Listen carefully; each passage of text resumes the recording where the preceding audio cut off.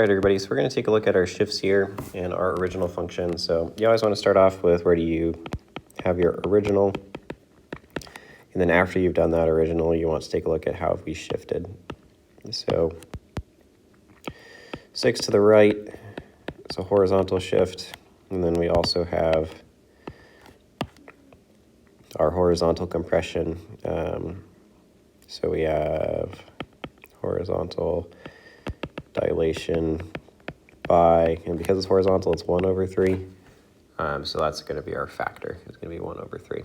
So when we take a look at the order in which we do these things, we want to make sure that we are going one step at a time, showing our steps, and basically identifying, where are these things coming into our function here. So if we want to look at an attempt here, start off with the root of x. And if we want to try our dilation first, we want to start there with 3 times x. And then once we've done that by 3 times x, we can then do our shift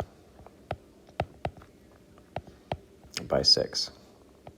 So we've already multiplied everything by 3, so we can do our shift second. One thing to note, though, with these dilations is this will also shrink our motion, our left-right as well. So when we're looking at these, we want to make sure with, moving 6 to the right, it's also going to shrink how much we move to the left or to the right because we are compressing everything about the function, including its shifts.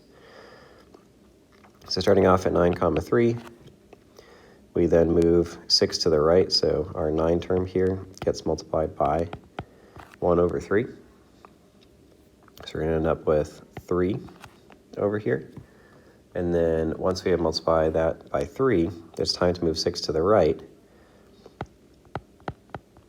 But this move 6 to the right, because everything is so compressed, it also gets compressed by that 1/3 term. So what we're going to see is we're going to have 3, and then instead of moving 6 to the right, we're going to move it 2 to the right to get 5. So what this should end up with is an answer here of 5, 3 for this, because our first term here, we're just following this 9 to 3, and then finishing up with a 5.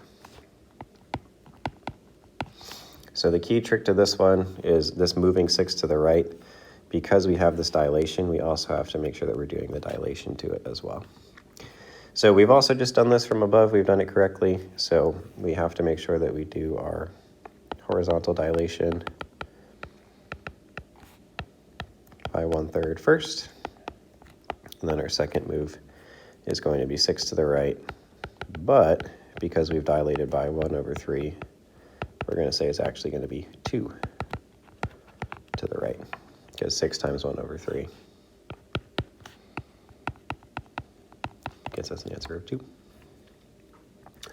All right, for our next function, we again want to start off with what is our original.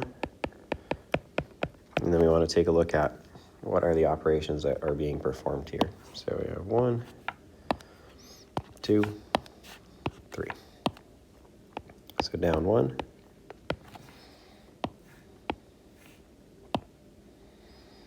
We have left 4.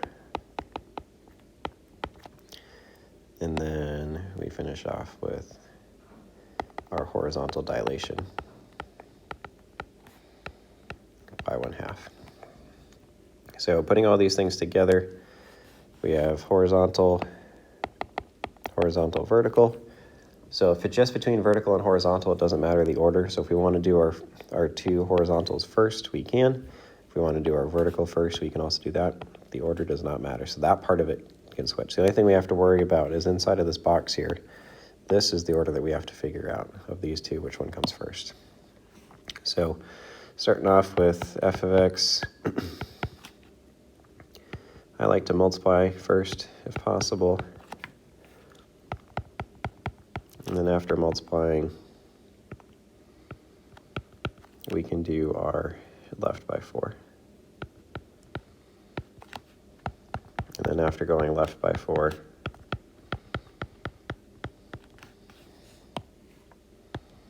then we can go down by 1.